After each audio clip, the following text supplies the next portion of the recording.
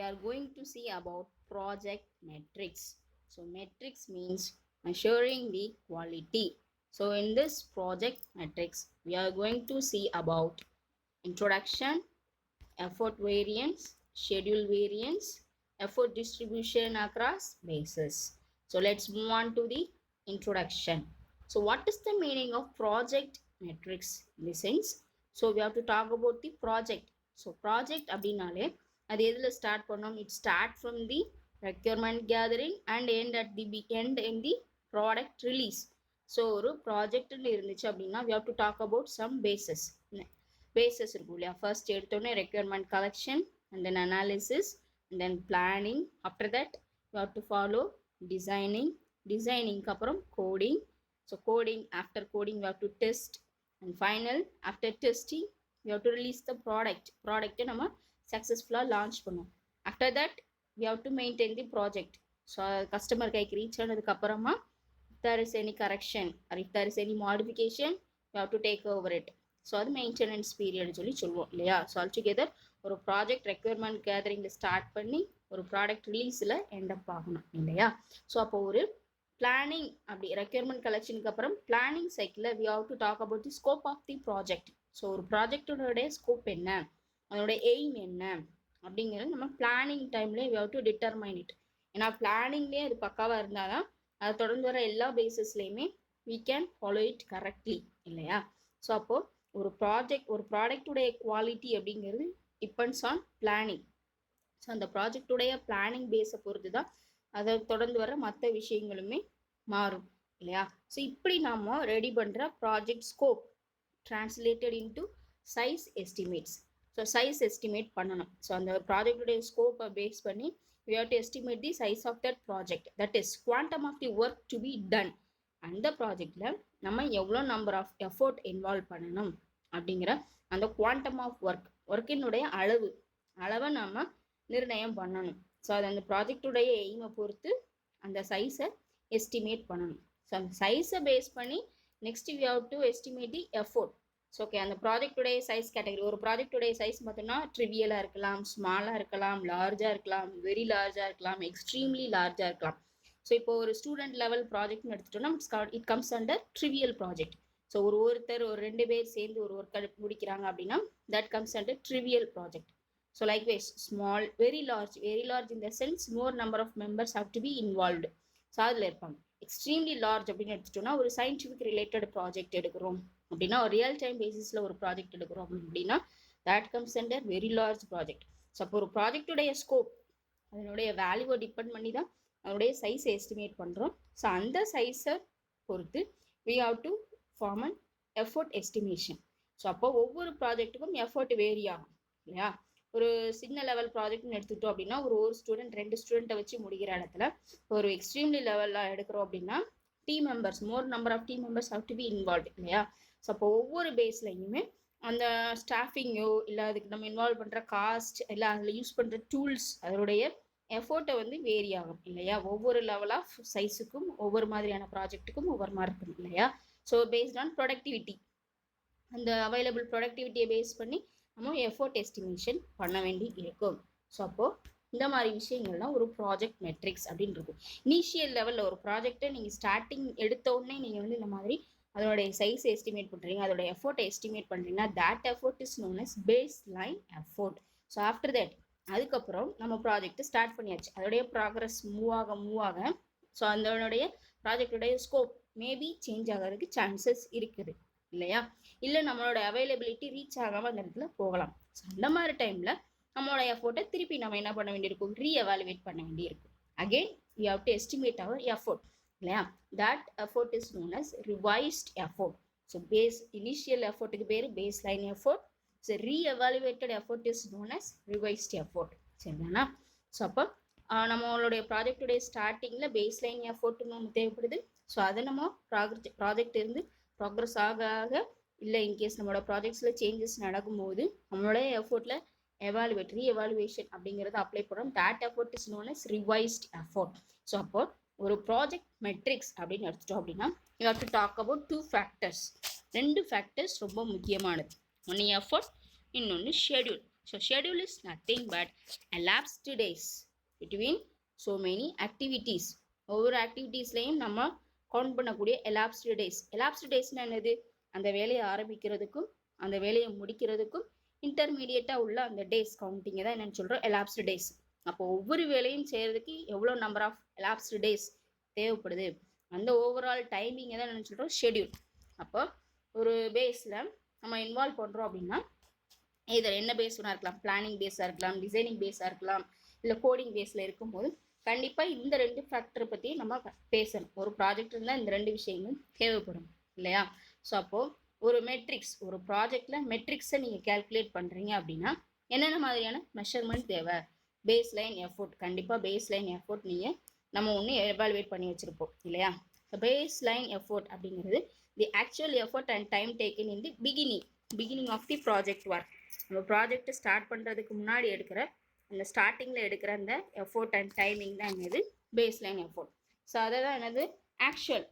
So actual effort அப்படிங்கிறது ஆக்சுவலாக அந்த வேலையை பார்க்குறதுக்கு ஒவ்வொரு ஆக்டிவிட்டியும் முடிக்கிறதுக்கு நம்ம எவ்வளோ எஃபோர்ட் போட்டு எவ்வளோ டைமிங் பண்ணோம் அப்படிங்கிறது. ரிவைஸ்ட் எஸ்டிமேட் எஃபோர்ட்டுங்கிறது நம்ம ஆல்ரெடி பார்த்தாச்சு. இன்கேஸ் ஏதாவது சேஞ்சஸ் நடக்குதுன்னா அப்போ கண்டிப்பாக எஃபோர்ட்லேயும் சேஞ்சஸ் பண்ணியிருப்போம் இல்லையா? இப்போ இந்த மாதிரி விஷயங்கள் எல்லாத்துலேயுமே we have to get clear idea. So baseline effort என்ன, நம்ம ப்ராஜெக்டில் இப்போ இன்வால்வ் ஆக போகிறோன்னா அதில் பேஸ் லைன் எஃபோர்ட் என்ன, ரிவைஸ்ட் எஃபோர்ட் என்ன, ஆக்சுவல் எஃபோர்ட் என்ன, இந்த மாதிரி விஷயங்கள் எல்லாத்தையுமே தெரிஞ்சு வச்சுக்கணும். ஸோ ஓகேவா? So these are regarding the introduction part of the project metrics. Then we have to move on into the effort variance. So effort variance in the sense it is the relative difference between actual and revised effort. நம்ம ஆக்சுவலாக போடுற எஃபோர்ட்டுக்கும் அந்த revised எஃபோர்ட்டுக்கும் இன்டர்மீடியட்டாக உள்ள அந்த difference, அந்த gap, அதோடைய மெஷர்மெண்ட்டை தான் என்னன்னு சொல்கிறோம் எஃபோர்ட் வேரியன்ஸ். ஆக்சுவலாக ஒரு எஃபோர்ட் கேல்குலேட் பண்ணியிருப்போம், அந்த ப்ராஜெக்டை ஸ்டார்ட் பண்ணதுக்கப்புறம் இதனுடைய எஃபோர்ட் இந்த மாதிரி சேஞ்ச் ஆயிருக்குன்னு சொல்லி ஒரு எஃபோர்ட் நம்ம ஃபைனல் கேல்குலேஷன் பண்ணியிருப்போம்.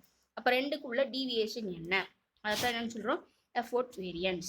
ஸோ அப்போ இதில் எஃபோர்ட் வேரியன்ஸ்ன்னு சொன்னோம் அப்படின்னா பாசிட்டிவ் வரலாம், நெகட்டிவ் வரலாம், 0 வரலாம், சரிதானா? ஸோ இதில் நெகட்டிவ் வேரியன்ஸ் அப்படின்னு வச்சுக்கோங்க. நம்மளோட வேரியன்ஸில் நெகட்டிவ் இப்போ கிடைக்கிற அந்த டிஃப்ரென்ஸ் நெகட்டிவ் அப்படின்னா என்ன அர்த்தம்? Over estimation. நம்ம என்ன பண்ணியிருக்கோம்? Over estimation, under estimation, correct estimation, over estimation. அப்போ நெகட்டிவாக இருந்துச்சுன்னா ஓவர் எஸ்டிமேஷன். ஓகேவா? ஸோ அப்போ இந்த எஃபோர்ட் வேரியன்ஸ் ஃபார்முலா என்ன? Variance formula actual effort minus revised estimation effort. So இதை நம்ம கண்டுபிடிச்சி is to be divided by revised estimate effort. So ஓகேவா? Finally we have to multiply with the help of 100. So நம்மளுடைய actual எஃபோர்ட்லேருந்து revised எஃபோர்ட்டை minus பண்ணோம் அப்படின்னா difference என்னன்னு தெரியும். So இதில் பர்சன்டேஜ் கண்டுபிடிக்கிறதுக்கு again we have to divide with the help of revised estimation effort. So ஃபைனலாக 100ஆல் multiply பண்ணணும். So this is the variance effort formula with the regarding percentage வைஸாக நீங்கள் வேரியன்ஸ் கண்டுபிடிக்கணும் அப்படின்னா இதை வச்சு தான் கண்டுபிடிக்கணும். ஸோ இப்போ effort variance is nothing but relative difference between the actual and revised effort. So negative variance denotes over estimate. ஓகேவா? ஸோ அண்ட் தென் ஸோ இப்போ வேரியன்ஸோடைய பர்சன்டேஜ் வந்து மோர் தென் 5% அப்படின்னா என்ன அர்த்தம்? that indicates the scope for improvement in the estimation.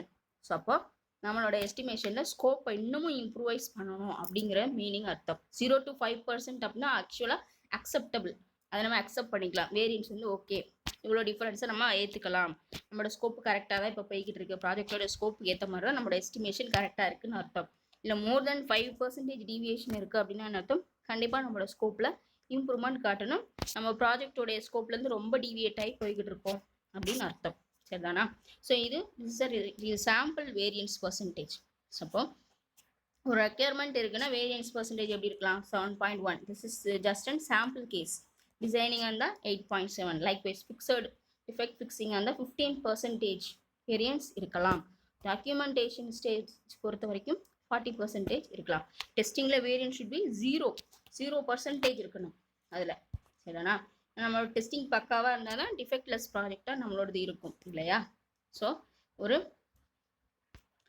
Sample case எப்படி இருக்குங்கிறத இங்கே நம்ம பார்க்குறோம். சரிதானா? ஸோ அப்போது ஒரு வேரியன்ஸை வச்சு நம்ம என்ன பண்ணலாம் அப்படின்னா we can get a better estimation for the next release. So இப்போ நம்மளோட ப்ராஜெக்டில் இன்னும் பெட்டர்மெண்ட் காட்டுறதுக்கு இன்னும் அதோடைய ஸ்கோப்பில் என்ன changes பண்ணலாங்கிறது with the help of variance we can easily get it. ஓகேவா? So these regarding effort variance. ஓகேங்களா? So next is about schedule variance. So schedule variance அப்படின்னு அர்த்தம் it's deviation of the actual and the estimated schedule. ஆக்சுவலாக ஒரு schedule நம்ம first எடுத்தோடனே ஒரு plan பண்ணி வச்சுருப்போம். ஷெட்யூல்னா என்னது? It's a estimated elapsed days of the more activities. நம்ம ப்ராஜெக்டில் என்னென்ன ஆக்டிவிட்டீஸ் எல்லாம் இன்வால்வ் பண்ணுறோமோ ஒவ்வொரு ஆக்டிவிட்டீஸ்க்கும் நம்ம எடுக்கிற டைமிங், அந்த டைமிங்கை தான் என்னென்னு சொல்கிறோம்? ஷெட்யூல். அப்போ அது ஆக்சுவலாக என்ன ஷெட்யூல் போட்டு வச்சுருப்போம் ஒரு ப்ராஜெக்ட்டுக்கு, ஒரு பிளானிங் டைம்லேயே ஷெட்யூல் பண்ணி வச்சுருப்போம் இல்லையா? அதுவும் இப்போ எஸ்டிமேஷன் டைமில், ஐ மீன் இம்ப்ளிமெண்டேஷன் டைமில் ஒரு ஷெட்யூல் கிடைக்கும் நம்மளுக்கு இல்லையா? மேபி இப்போ நீங்கள் ஒரு 10 days வந்து டிசைனிங் ஒர்க்கை முடிக்கணும்னு சொன்ன இடத்துல maybe it may takes 11 days. So அப்போனா கண்டிப்பாக அந்த இடத்துல ஒரு ஷெட்யூல் மாறுது இல்லையா? ஸோ அப்போ அந்த டீவியேஷன், அந்த ஷெட்யூலுக்கு உள்ள அந்த டீவியேஷன் டிஃப்ரென்ஸ், அதை தான் என்ன சொல்கிறாங்க? Schedule variance. So schedule variance அப்படின்னா, ஸோ நம்ம ஆல்ரெடி பார்த்தோம் எஃபோர்ட் வேரியன்ஸ் ஃபார்முலாவில், அதே ஃபார்முலாவை தான் இந்த ஷெட்யூல் வேரியன்ஸுக்கும் எடுத்துப்போம். சரிதானா? ஸோ இதை வந்து நம்ம ஓவரால் ப்ராஜெக்ட் லெவலில் கண்டுபிடிக்கலாம். ஸோ அப்போ வேரியன்ஸுடைய கிளாசிஃபிகேஷன் என்னென்ன? நெகட்டிவாக இருக்கலாம், ஜீரோவாக இருக்கலாம். ஸோ இப்போ இங்கே அக்செப்டபிள் அண்ட் நான் அக்செப்டபிள். அக்செப்டபிள்னு ஆல்ரெடி எஃபோர்ட் வேரியன்ஸ்லேயே பார்த்தோம். 0 to 5% இருந்துச்சுன்னா நம்மளோட ஸ்கோப் வந்து கரெக்டாக தான் இருக்குது, அது அக்செப்டபிள் ரேஞ்சில் இருக்குன்னு அர்த்தம். நெகட்டிவ்னா என்னன்னு பார்த்தோம்? Over estimation.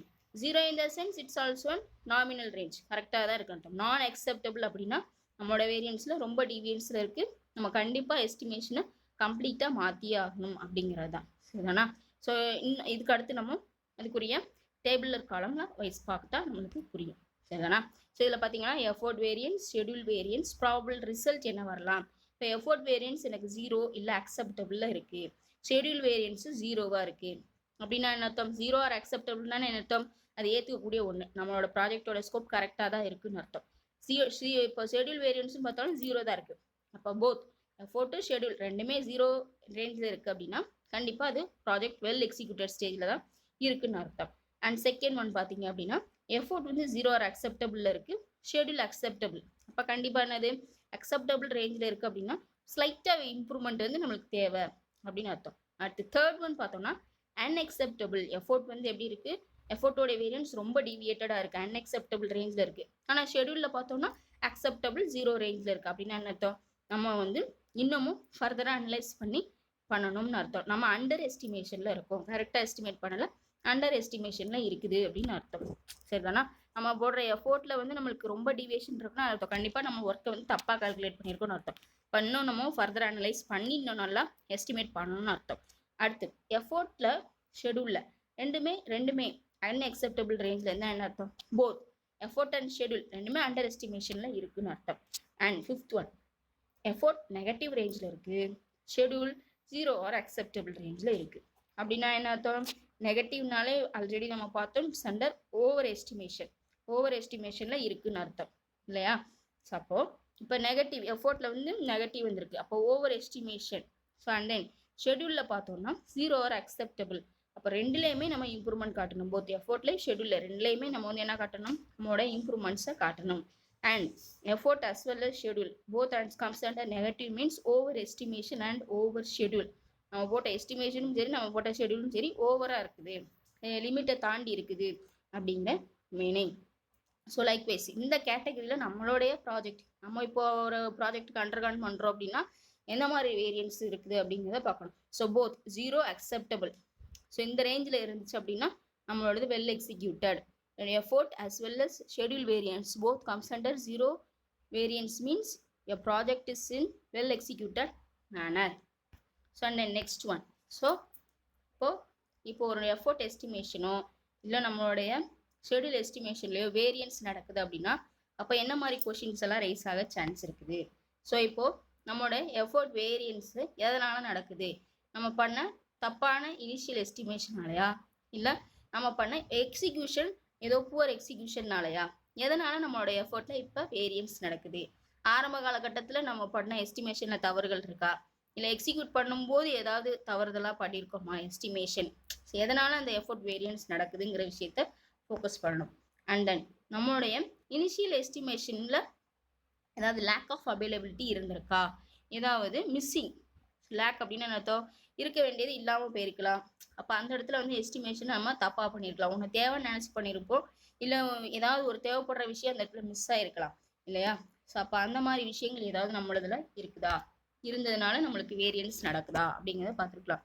அண்ட் தென் நான் ஒரு லைன் மார்க் பண்ணி என்னோட எஃபர்ட் இதுதான், என்னோட ஷெடியூல் இதுதான் வச்சுருப்பேன். இன்கேஸ் சேஞ்சஸ் நடக்குதுன்னா எதனால அந்த சேஞ்சஸ் நடக்குது, ஏதோ டெக்னாலஜி சேஞ்ச் ஆகுறதுனால என்னோட இதில் அந்த மாதிரி வேரியன்ஸ் நடக்குதா, அப்படி இல்லை அப்படின்னா எதுவும் பேரலிசம் அக்கர் ஆகிறதுனால என்னோட ஷெடியூலில் இந்த மாதிரி எஃபர்ட்டில் என்னோட சேஞ்சஸ் நடக்குதா அப்படிங்கிறத நம்ம கவனத்தில் எடுக்கணும். சில என்னோட நெகட்டிவ் வேரியன்ஸில் போகுது அப்படின்னா எதனால, எது எஃபிஷியன்சி மிஸ் ஆகிறதுனால என்னுடைய அந்த ப்ராஜெக்டுடைய திறனில் ஏதாவது காரியங்கள் குறையுதா, எதனால இந்த நெகட்டிவ் வேரியன்ஸ் நடக்குது, இல்லை ஏதாவது டூல்ஸை நான் யூஸ் பண்ணுறதுல இன்னும் இம்ப்ரோவைசேஷன் காட்டணுமா அப்படிங்கிற விஷயங்களை நம்ம கவனத்தில் எடுத்துக்கணும். ஸோ இந்த மாதிரி விஷயங்கள் எல்லாத்தையுமே நம்ம each and every thing monitor பண்ணிக்கிட்டே இருந்தோம் அப்படின்னா இந்த வேரியன்ஸில் நடக்கிற தவறுகளை நம்ம குறைக்கலாம். ஸோ இப்போ இந்த எஃபோர்ட் எஸ்டிமேட் பண்ணுறோம் இல்லையா, இதை கண்டிப்பாக எல்லா பேஸுக்குமே ஈக்குவலாக டிஸ்ட்ரிபியூட் பண்ணலாம். ஐ மீன் ஈக்குவல் இந்த சென்ஸ் ஒவ்வொரு பேஸுக்கு எவ்வளோ தேவையோ அதுக்கு தகுந்த மாதிரி நம்ம அலாட் பண்ணணும் இல்லையா. Adequate and appropriate effort needs to be spend in each of these phase for a product quality. So இப்போ ஒரு ப்ராடக்டை ரிலீஸ் பண்ண போகிறோம் அப்படின்னா ரிகார்டிங் இட்ஸ் குவாலிட்டி, அதோடைய குவாலிட்டி நம்ம ரீச் பண்ணோம்னா எதுக்கு எவ்வளோ தேவையோ அதுக்கு அந்த அளவுக்கு மட்டும் பண்ணால் போதும் இல்லையா. ஒரு செடி நல்லா வளரணும் அப்படின்னா அதுக்கு எந்த அளவுக்கு சூரிய வெளிச்சம் தேவையோ, எந்த அளவுக்கு தண்ணி தேவையோ, ஸோ அப்போ அந்த அளவுக்கு கேர் எடுத்து போட்டா போதும் இல்லையா. செடி வேகமாக வளரணும்னு சொல்லி ரொம்ப அதிக தண்ணி ஊற்றக்கூடாது. வெயில் தேவைப்படுறப்ப ரொம்ப அதிகமான வெயில் இருந்தால் சீக்கிரம் வளரும், அந்த மாதிரி கிடையாது. அதுக்கு என்ன சோர்ஸ் தேவையோ அந்தந்த சோர்ஸை மெயின்டைன் பண்ணாலே போதும் இல்லையா. அதே மாதிரி தான் இப்போ ஒரு ப்ராஜெக்ட்ல ஒவ்வொரு பேஸ்க்கும் எவ்வளோ எஃபோர்ட் போட வேண்டியிருக்குமோ அவ்வளோ அடிக்குவேட் எஃபோர்ட் போட்டால் போதும். ஸோ அப்போ அந்த distribution should be equivalent manner இல்லையா. ஸோ அப்போ இந்த வேரியன்ஸ் கால்குலஸ் வந்து கண்டிப்பாக நம்மளுக்கு இந்த கமிட்மெண்ட்ஸ்க்கு ஹெல்ப் பண்ணும். டைமிங் அந்த அந்த ப்ராஜெக்டுடைய எஸ்டிமேஷன் டைமிங்குள்ளே ஃபினிஷ் பண்ணுறதுக்கு கண்டிப்பாக இந்த வேரியன்ஸ் கால்குலேஷன் கண்டிப்பாக ஹெல்ப் பண்ணும் இல்லையா. ஏன்னா அந்த வேரியன்ஸ் கால்குலேஷனை வச்சு நம்ம ஈஸியாக பிகினிங்கில் என்ன பண்ணிடலாம், எஸ்டிமேஷன்ஸில் ஏதாவது மிஸ்டேக்ஸ் பண்ணியிருக்கோம்னா அதை ஈஸியாக ஃபைண்ட் அவுட் பண்ணிடலாம் இல்லையா. ஸோ ஏன்னா அந்த calculation பார்த்தோம் இல்லையா, actual minus revised which is divided by revised into 100. So that percentage formula, with the help of that percentage formula, we can easily find out the commitments, whether the commitments are meet on time or not. We can easily get it இல்லையா. So and then so அப்போ இந்த distribution bases வந்து ஒவ்வொரு பேஸ்லையுமே கரெக்டாக நமக்கு allot ஆயிருந்துச்சு அப்படின்னா within actual டைமுக்குள்ளே நம்ம என்ன பண்ணலாம், நம்மளோட ப்ராடக்டை with quality we can release it இல்லையா.